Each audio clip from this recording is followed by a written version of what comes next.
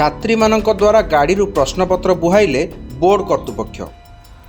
आज्ञा हाँ, लक्ष्मीपुर सांगाना उच्च विद्यालयर नोडाल सेंटर रे चलित वर्ष दशम परीक्षा निमंते एक van jar registration number OD05BT7731 जोगे लक्ष्मीपुर नोडाल सेंटर रे दशम श्रेणी बोर्ड प्रश्नपत्र कटक रु पहुंचीला।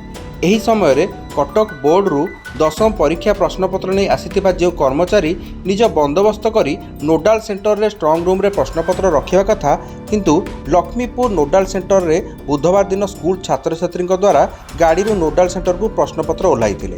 एही घटना को नहीं उक्त बोर्ड कर्मचारी पचारिबारु उक्त कर्मचारी सांबादिक हाथ धरी नेहुरा होई एही विषय कौन खबर न करने को कहिथिले।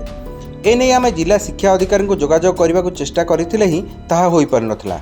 एने लक्ष्मीपुर बुद्धिजीवी महल रे एने उच्चस्तरीय तदंत दाबी करी निरीह छात्र छात्री मानकु दशम बोर्ड परीक्षा प्रश्नपत्र बुहाइबा घटना दोषी विरुद्ध में कठोर कार्यानुष्ठान नेबा निमंते दाबी करिसेंति।